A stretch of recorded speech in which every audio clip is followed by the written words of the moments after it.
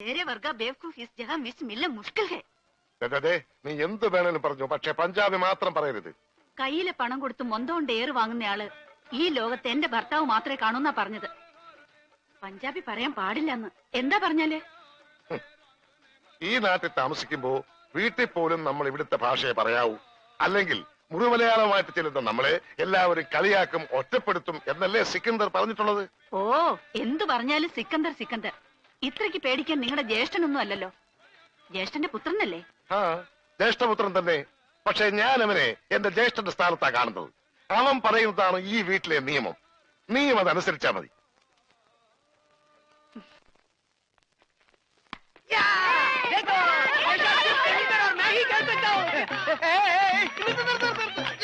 ഈ കളി നടക്കൂല. അതിന് ഇതിനകത്ത് കളിച്ചില്ലല്ലോ. ഈ പണ്ടാരം പിടിച്ച കളി ഇവിടെ നടക്കൂലെന്ന്. കാലൊടിഞ്ഞ പ്ലാസ്റ്റർ ഇടും. നിന്റെയൊക്കെ കാലൊടിഞ്ഞ പ്ലാസ്റ്ററാ. ഈ തൂണിന്റെ ഒക്കെ കാലൊടിഞ്ഞാൽ പ്ലാസ്റ്റർ ഇടാൻ പറ്റൂല. പ്ലാസ്റ്റിക്കാണ്. ഞാൻ പോണോന്നാ? നീ പോണോ? ഈ കാണുന്നതെല്ലാം എന്റെ. എനിക്ക് ഇഷ്ടമുള്ളപ്പോ ഞാനിവിടെ വരും.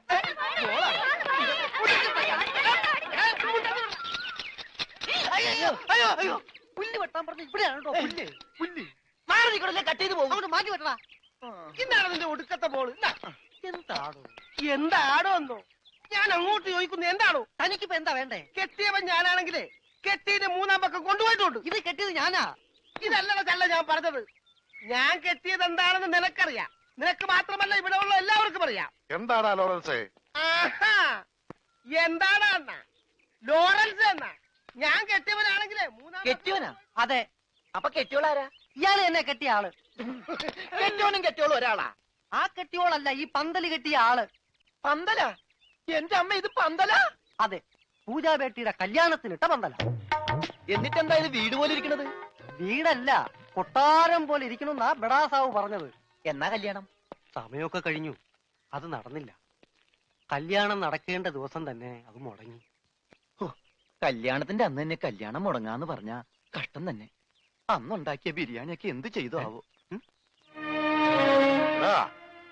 ഈ പന്തൽ വെച്ച് അവളുടെ കല്യാണം മുടങ്ങിയെങ്കിൽ ഇതേ പന്തൽ വെച്ച് തന്നെ അവളുടെ കല്യാണം നടത്തുമെന്ന് സിക്കന്ദർ ഈ പന്തൽ വെച്ച് ശപഥം ചെയ്തതാ.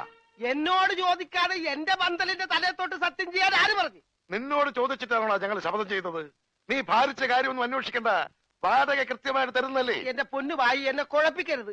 2-3 കല്യാണം, പള്ളിപ്പെരുന്നാൾ, ധ്യാനം ഒക്കെ ഏറ്റതാണ്. ഇത് അഴിച്ചിട്ട് വേണം എനിക്ക് അവിടെ കൊണ്ടുപോയി പന്തല് കെട്ടാൻ. ഇത് അഴിക്കാൻ വന്നാൽ നിന്റെ കൈ ഞാൻ വെട്ടും. പോടാ. പോടാന്നാ? അതെ, പോടാന്ന്. ഇല്ലേ നിന്നെ തല്ലിയിറക്കും. കാര്യമായിട്ടാണോ പറഞ്ഞത്, തമാശക്കാണോ? കാര്യമായിട്ട് തന്നെയാ പറഞ്ഞത്. എന്നാ കൊള്ളാം. ഒരുപാട് തമാശ എനിക്ക് ഇഷ്ടമല്ലട്ടാ, പറഞ്ഞേക്കാം.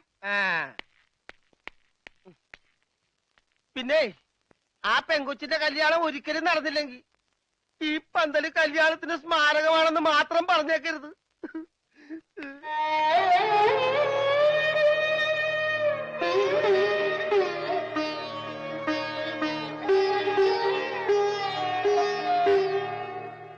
ആ പന്തലിൽ വെച്ച് തന്നെ പൂജാബേട്ടിയുടെ കല്യാണം നടത്തും എന്ന് സിക്കന്ദർ സാബ് ശപഥം ചെയ്തതോടെ ഈ വീട്ടിലുള്ള മറ്റുള്ളവർ മറ്റൊരു ശപഥം കൂടെ ചെയ്തു.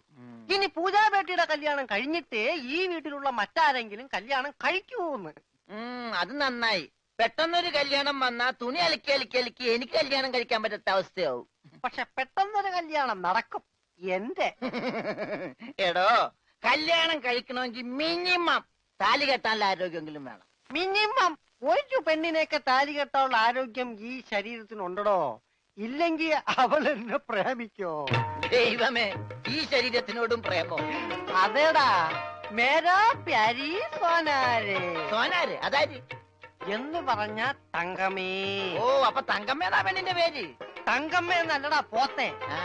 തങ്കമേ സോനാരെ.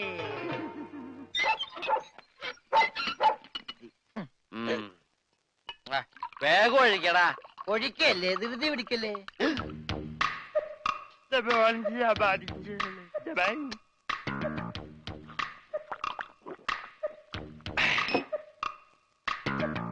എവിടെയോ എന്തോ ഒരു തകരാറ് പോലെ. തോണ്ടി നാക്കിന്റെ മർമ്മത്ത് തേക്ക്. അയ്യ, എന്തൊരു എഴുത്? ഇത്തിരി സോഡ കൂടി. ആ, ഒഴി ഒഴി ഒഴി. നിന്റെ അച്ഛന്റെ അച്ചാറ്.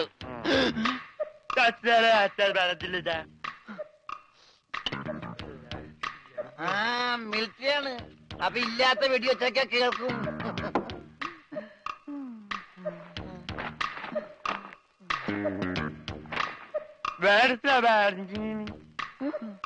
എന്നാ പിന്നെ കിടന്നുറങ്ങിക്കൂടാ.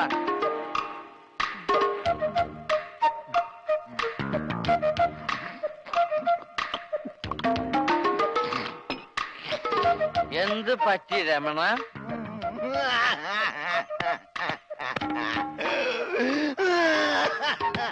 അയ്യോ പാവം. പോട്ടെ പോട്ടെ. അങ്ങനെ അവന്റെ മെയിൻ സ്വിച്ചും പോയി. എന്തിനാ ഇവിടെ ഒരു ബഹളം? ഒച്ച വെക്കാനാ പാട്ടി. വാ നമുക്ക് സംസാരിക്കാം. എനിക്ക് സംസാരിക്കാൻ ഇവിടെ ആരുമില്ലാതായി. ആരുമില്ല.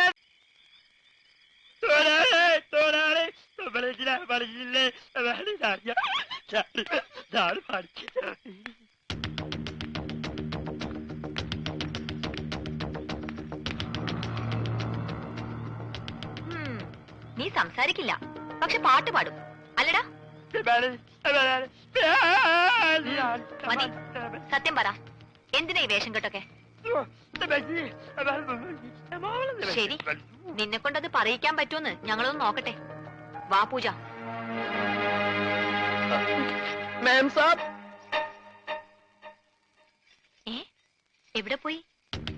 ഞാനിവിടെ ഉണ്ട്.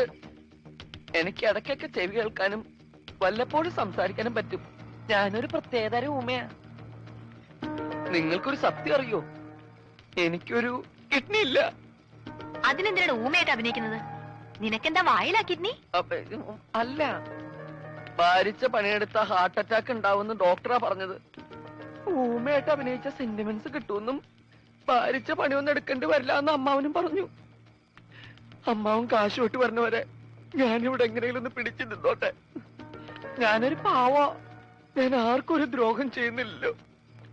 ഒരൊറ്റ കിഡ്നിക്കാരന്റെ വേദന നിങ്ങൾക്ക് മനസ്സിലാവില്ല.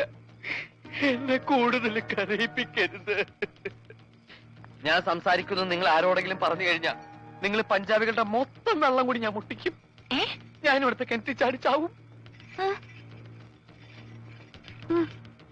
എന്താ ഈ കുട്ടി കൈകൊണ്ട് പറയണേ? ശരി, ഞങ്ങള് കാരണം നീ കിണറ്റി ചാടണ്ട. പക്ഷെ ഈ വിവരം ഇവിടെ വേറെ ആരെങ്കിലും അറിഞ്ഞാലുണ്ടല്ലോ, പിന്നെ നിനക്ക് മറ്റേ കിഡ്നി ഉണ്ടാവില്ല. പൊയ്ക്കോ.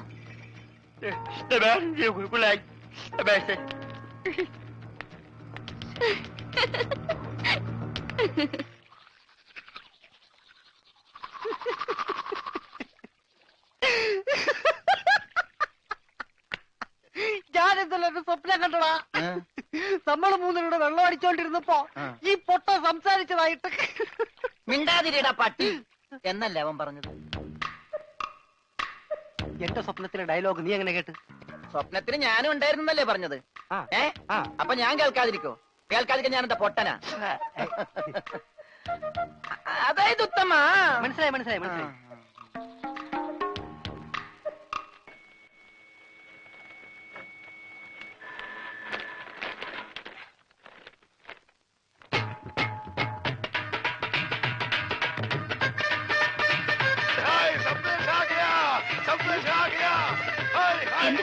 ഉറച്ചു, കല്യാണം ഉറച്ചു. നമ്മുടെ പൂജാ ബേട്ടിയുടെ കല്യാണം ഉറച്ചു.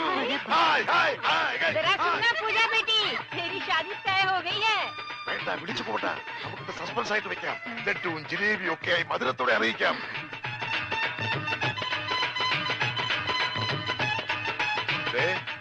മോൾക്ക് ഇഷ്ടമുള്ള ഒരെണ്ണം എടുത്ത് ഒരു സന്തോഷ വാർത്ത പറയാം. ബേട്ടി,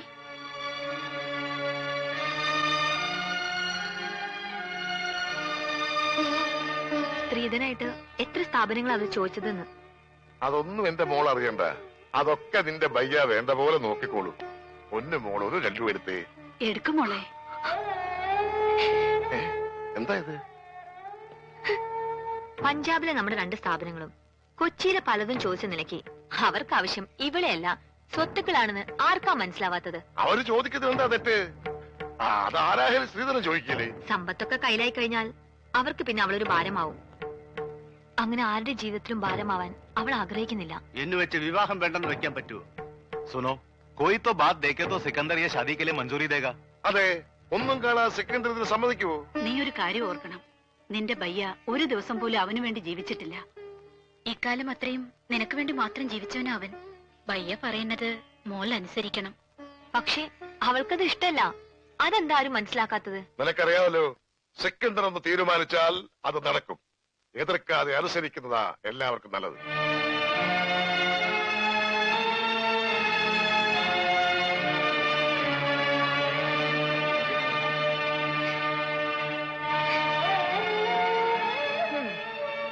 ഇങ്ങനെ കിടന്ന് കരയാൻ കല്യാണം കഴിഞ്ഞിട്ടൊന്നുമില്ലല്ലോ.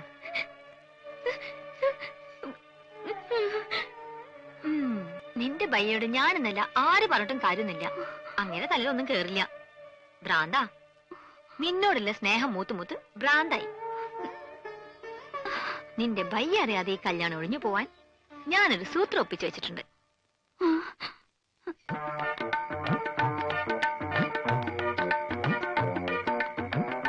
എന്താ? അയ്യേ, ഇതെന്ത് കോലം? ഇവിടത്തെ ആ കിളവൻ സർദാർജി അലക്കാനിട്ട ഡ്രസ്സാ. ഞാനിപ്പോ ഇത് നൈറ്റ് ആയിട്ട് ഉപയോഗിക്കുക. അല്ല, എന്താ കാണണോന്ന് പറഞ്ഞ? അയ്യേ, ലൗലിട്ടൊന്നും ഞാൻ വാങ്ങിക്കില്ല. എനിക്ക് നാണാവും. ഒറ്റ വീക്ക് വെച്ചിട്ട് ഞാൻ പിടിക്കരാ. ഇതെന്താ ഇത്? മലയാളം. അക്ഷരം മലയാളോ? മേം പൂജാനോ ദോ സലാം തോ പ്യാർ പഞ്ചാബിയാ. പഞ്ചാബിലേക്ക് ഒരു സന്ദേശം. അയ്യോ, പഞ്ചാബിലേക്ക് ഇപ്പൊ ഒരു ട്രിപ്പ് പോകാനുള്ള ടൈം എനിക്കില്ല. നീ പഞ്ചാബിലേക്ക് ഒരു ട്രിപ്പ് ഒന്നും പോകണ്ട.